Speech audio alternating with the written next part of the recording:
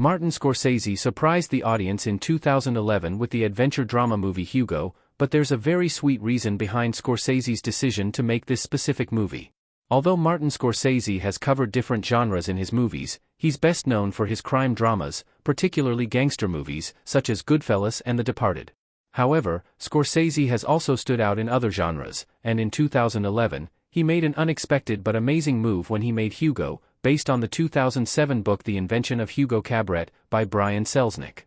Set in 1931 Paris, Hugo follows 12-year-old Hugo Cabret, Asa Butterfield, an orphan boy who lives alone in the Gare Montparnasse railway station. Hugo ends up embroiled in a mystery involving his late father's automaton and pioneering filmmaker Georges Méliès. Despite being different from what Scorsese had done up to that point, Hugo was a critical success, though not so much a box office one, but what's truly special about the film is the sweet reason why Scorsese decided to make it.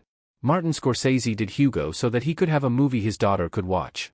Martin Scorsese's movies aren't exactly family-friendly. Hugo 2011 Isabel touching the automaton with Hugo next to her. Hugo is, undoubtedly, Martin Scorsese's only family-friendly movie, and that was the intention all along.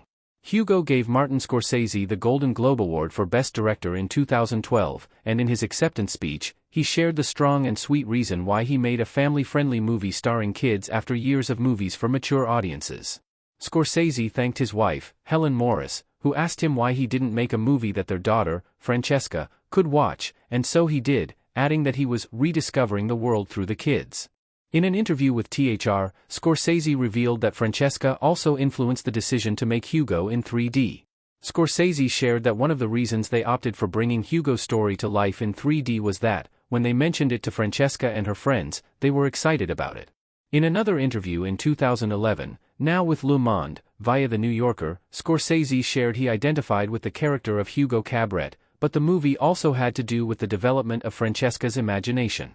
Hugo was an unexpected but welcome addition to Martin Scorsese's filmography. Martin Scorsese's Hugo was a pleasant surprise. Hugo 2011 Hugo and Isabel happy at the movies. When Hugo was released, Scorsese had just made the psychological thriller Shutter Island, so his following project being a family-friendly movie starring kids was an unexpected but great move. Scorsese, like most filmmakers, has shown what his narrative and visual style are like, but before Hugo, his movies were about more mature themes either in the crime, drama, or thriller genres.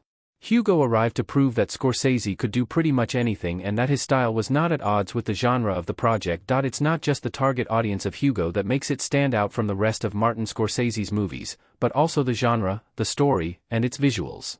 Hugo is a full-on fantasy adventure movie, which explores the limits of imagination in ways that Scorsese's previous movies couldn't. However, Hugo didn't lack the touch of drama found in most of Scorsese's movies, but it did so with depth and innocence not often seen in family-friendly movies, thus appealing to both adults and kids. Martin Scorsese directing a love letter to movie magic felt just right. Hugo fits perfectly with Martin Scorsese's works. Hugo is not just a story for kids starring kids, it's also a love letter to the magic of filmmaking, which fits with Scorsese's well-known passion for films. Hugo's adventure leads him to none other than Georges Méliès, Ben Kingsley, who is revealed as the maker of the automaton Hugo and his father repaired. Hugo and Isabel, Chloe Grace Moretz, Georges' goddaughter, find out about Georges' past as a magician and filmmaker, which prompts a change of heart and mind in him, and he stops lamenting his lost dreams and begins to cherish his accomplishments.